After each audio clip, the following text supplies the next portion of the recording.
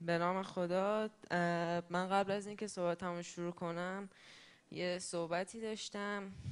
ممکنه که ما بچه ها یا نوجوانه یه صحبتی داشته باشیم، یه حرفایی بزنیم که شاید برای شما اهمیتی نداشته باشه، ولی هر کلمش هم گوش کنید ممکنه یه چیزی گفته باشم که مثلا خوشتون بیاد.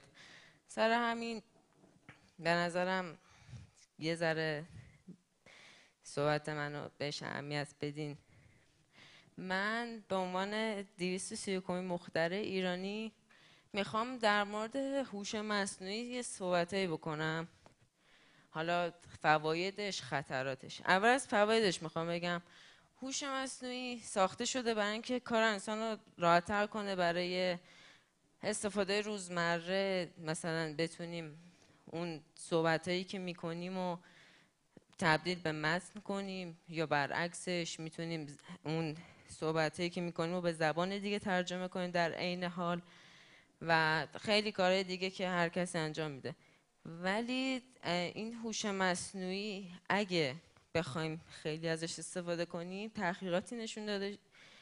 تحقیقاتی انجام شده که نشون میده که این هوش مصنوعی استفاده خیلی زیاد ازش باعث میشه که انسان مغزش تنبل بشه و دیگه اون کار کرده قبل رو نداشته باشه. سر همین میخواستم در مورد مضراتش صحبت کنم که هوش مصنوعی اصلا چرا باید استفاده کرد، چرا نباید استفاده کرد.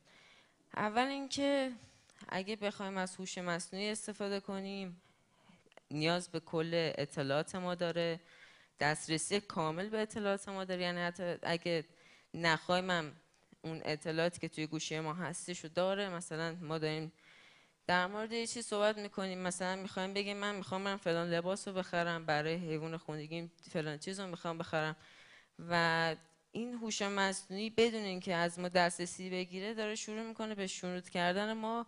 و ممکنه شما هم تجربه کرده باشین که مثلا در مورد یه چیزی صحبت میکنین و تا میرین توی اینستاگرام یا گوگل و اینا، همون مطالب رو سریع بهتون پیشنهاد کنه و مثلا توی اکسپلور یا اون سرچاتون نشون بده که مثلا بتونید راحت‌تر استفاده کنید. این یکی از مضراتشه. و اینکه اگه هوش مصنوعی برخلاف ما بخواد عمل کنه چی؟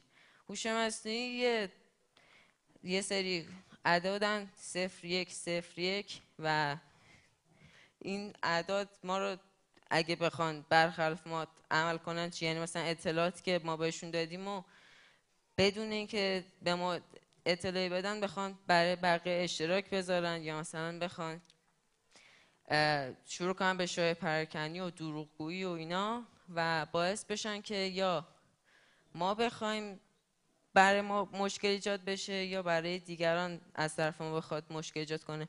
یعنی مثلا ما مثلا میپرسیم که مثلا فلان چیز چجوری امروز، و اطلاعات دروغین به ما بگه، و نسبت به ما هم به بقیه اطلاعات دروغین بگه که باعث میشه برای ما و دیگران مشکلی پیش بیاد.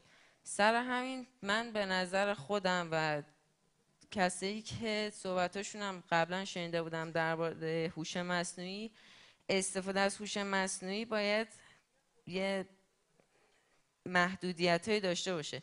یعنی اینکه در دسترس آزاد مردم هستش، ولی اون استفاده زیاد رو نباید کرد. یعنی این هوش مصنوعی باید بیشتر آورد توی سطح‌های پیشرفته مثل شهر و کشور و حمل و نقل و امنیت و اینا، که یه نمونهش رو من توی جلسه قبل تو صحبت جلسه قبل همین رویداد صحبت کردم. یه نمونهش چراغای راهنمای رانندگی بود که خیلی مشکل مثلا اینو داره که یه طرف خیابون رو میبینیم که مثلا خلوته، ولی 100 ثانیه مثلا چراغ سبز برای اون زده، ولی یه طرف دیگه خیابون که مثلا خیلی شلوغه و مثلا پر رفت آمدتره 50 ثانیه یا مثلا 10 ثانیه میذاره. سر همین میتونیم هوش مصنوعی وارد این فضا کنیم که بیاد تعداد ماشینا رو با اون اولویت ماشینا مثل آمبولانس و ماشین آتش نشانی و ماشین پلیس اینا رو بسنجه، و با توجه به اون زمان بندی چراغا رو کنترل کنه، که اینجوری نه نیازی به وایستادن پلیس در چهارراه است که بخواد خستهشون کنه، اذیتشون کنه، یا براشون خطری داشته باشه، چون آلودگی هوا هم اینجوری زیاد میشه. از هوش مصنوعی میتونیم در این رابطه استفاده کنیم. میتونیم مثلا ماشینا رو اینجوری هوشمند کنیم با استفاده از هوش مصنوعی. میتونیم مثلا مشکل صحبت با مثلا خارجی ها رو حل کنیم، مثلا یه هوش مصنوعی وصل کنیم به یه دستگاه کوچیکی، این همین هندزفریه که میزنیم، ایرپادایی که میذاریم تو گوشمون، از این استفاده کنیم. ما صحبت میکنیم با شخص و شخص میخواد با ما صحبت کنه، در عین حال در لحظه برای ما ترجمه بشه توی گوشمون و اون زبانی که تشخیص میده رو ما وقتی صحبت میکنیم ترجمه میکنه برای شخص مقابل. و این الان در حال کار کردن روش هستش، یعنی مثلا کسی هستن که روی این کار میکنن، ولی فعلا در حد تئوری کوچیک و دور از ذهنه که هنوز آنچنان کاربردی بین مردم نداره. هوش مصنوعی رو بخوایم بگیم میتونیم توی بخشای رباتیک اون استفاده کنیم. مثلا من یکی از همین اختراعاتم که انجام دادم ربات امداد رسان بود. سگای امدادگر هزینه نگهداریشون، هزینه آموزششون، هزینه این که اگه آسیب برسن خیلی زیاد میشه. مثلا بخوایم مثلا روزی مثلا خرج غذاشون کنیم، اگه مثلا اتفاقی بیفته اینا برن و بلای سرشون بیاد، مثلا پاشون بشکنه یا مثلا سنگی روی بدنشون بیفته، اینا ممکنه زخمی بشن یا دست پاشون بشکنه، این باعث میشه که از کار بیفتن. یعنی مثلا تا درمان نشن نمیتونن کاری انجام بدن و اونقدر مثلا وقت نداریم که بخوایم بریم دوباره این سگا رو آموزش بدیم. سر همین ربات امدادگر بهترین گزینه هستن، هم ارزون تر میشن، هزینه نگهداری ندارن، مثلا در حد تمیز نگه داشتنشونه. از جاهایی که حتی سگا هم نمیتونن رد شن، رباتای کوچیک‌تر میتونن رد شن.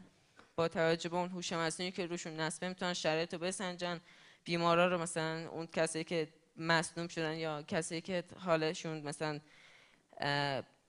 بد شده رو میتونن تشخیص بدن، نسبت به اونا کارشون رو انجام بدن و بتونن به اون فرد کمک بکنن. حتی اگه مثلا آسیب ببینن، مثلا شعله آتیش بهشون بخوره، مثلا سنگ بیفته روشونه، یه قطعهشون هم آسیب ببینه، اون قطعه دوباره جابجا میشه و هزینه آنچنانی نداره نسبت به سگا و در لحظه میشه این کار انجام داده، دوباره از اون ربات استفاده کرد.